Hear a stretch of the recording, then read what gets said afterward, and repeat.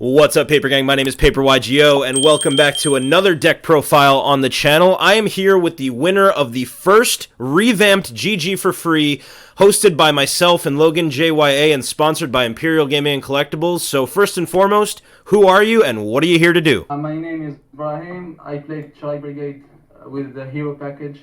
I finished undefeated. Attaboy, congratulations on your big victory. Crazy, I just love the deck.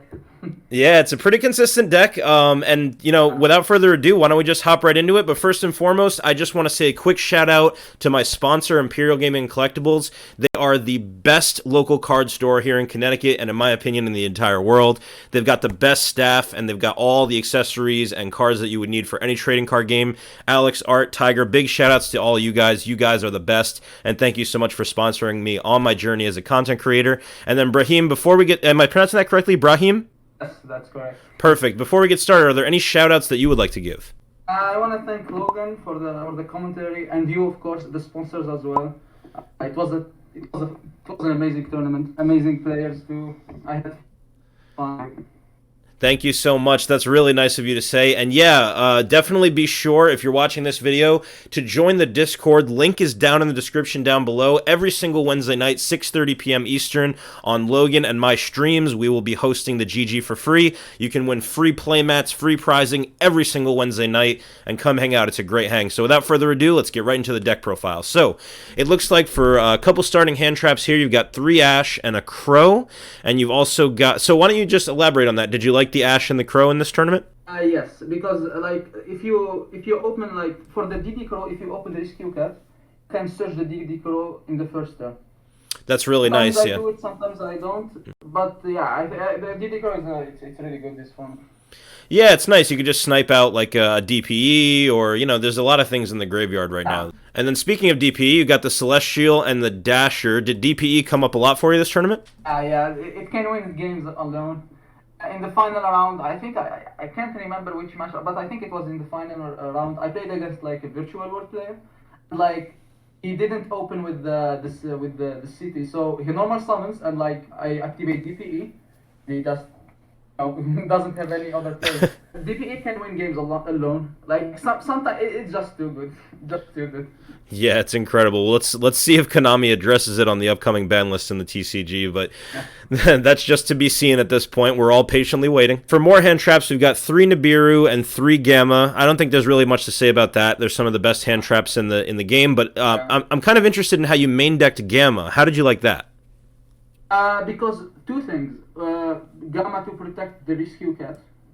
If you resolve Gamma turn 1, you just win. Like, that's how it goes with this card. Like, if you resolve it, you just go for Omega and you resolve the Rescue Cat as well. And I think I opened once. I think once in the whole tournament, I opened Nibiru plus Gamma, which ended the opponent's turn and his career even. Having Gamma and Cat is really nice. So on to the Tri-Brigade card. So I'm seeing you're playing the 3 Fractal, the 2 Karas, the 3 Kit, and the 3 Nerval. So would you say that this is pretty much standard lineup for...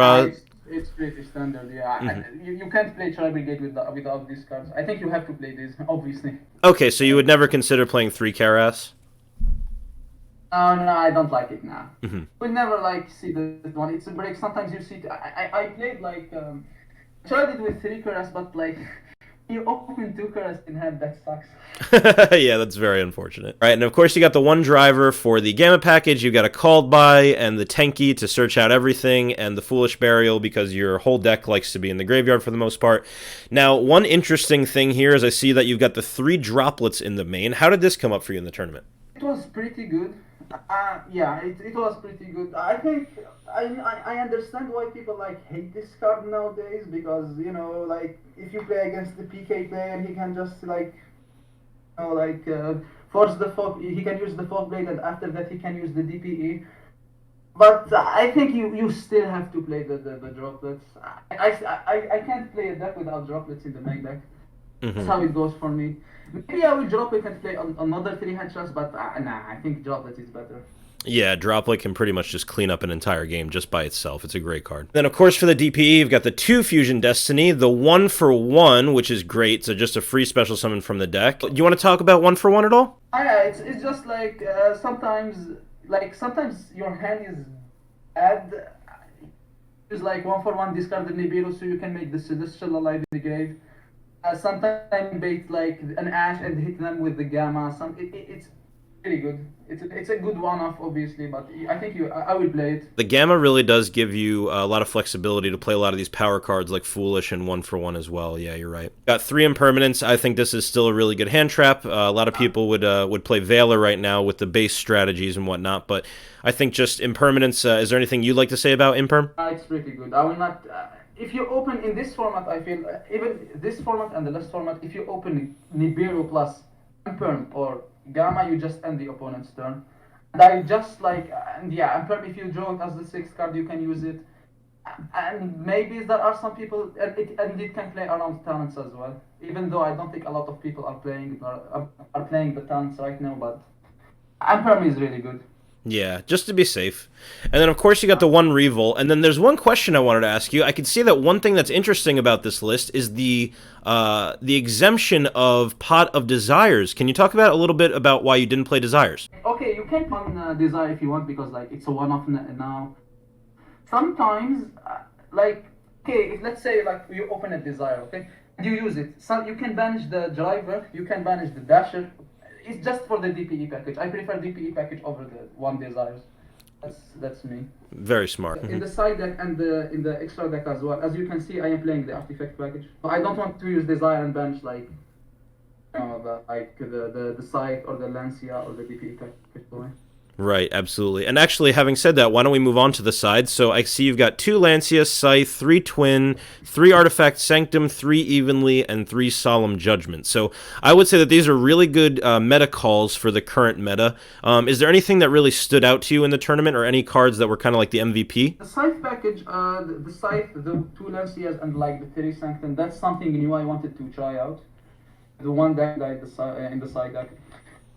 It's pretty good, you know, like Scythe blocking the opponents from the extra deck. That's pretty good. Mm-hmm. Yeah.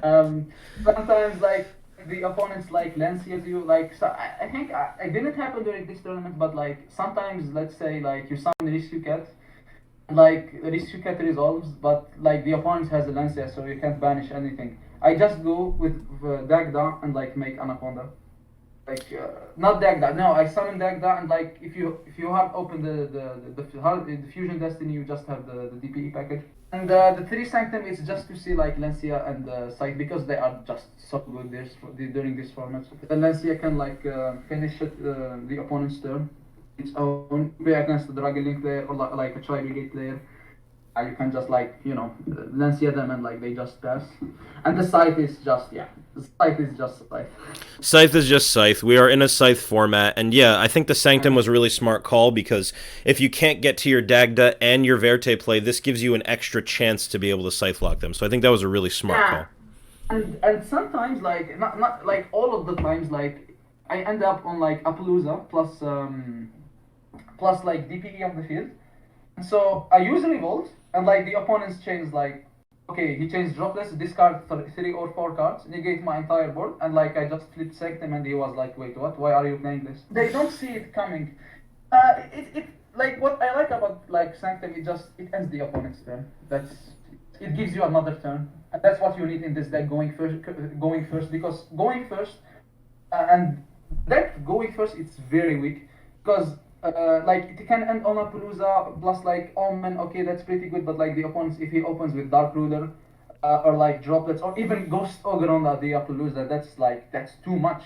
Right. But Sanctum is another win con.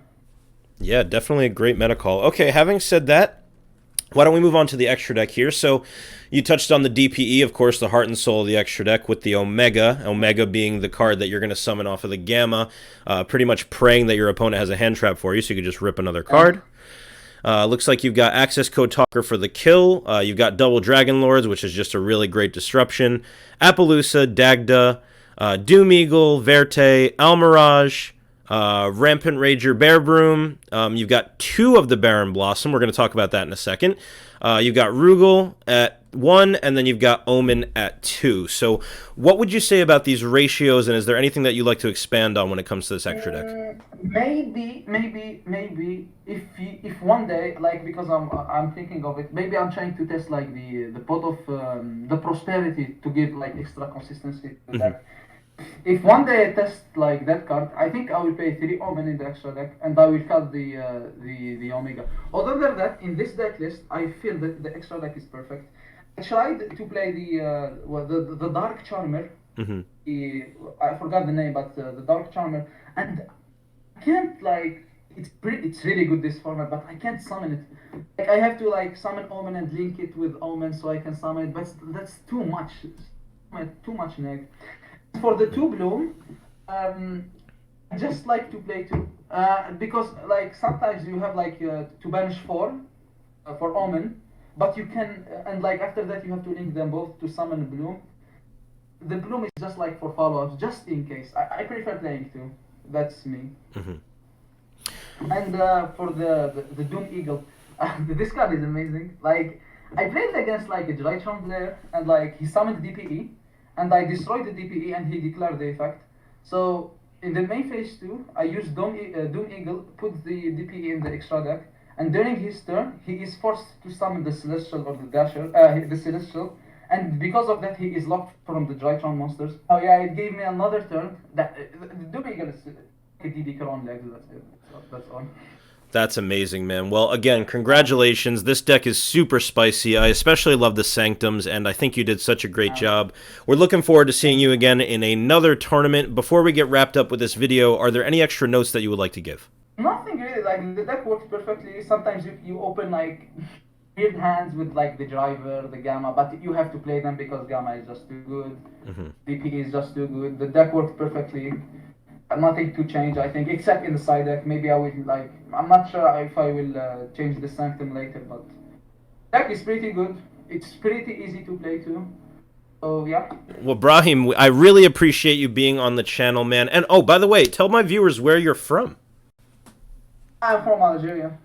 Algeria. Well, that's awesome. I love to see that my content and Logan's content are spreading across the entire world. We both love everyone so much, and we want the world to come together as one, first and foremost. So I love that Yu-Gi-Oh! Is kind of a bridge to kind of build those connections, and sending you much love from the USA, my friend.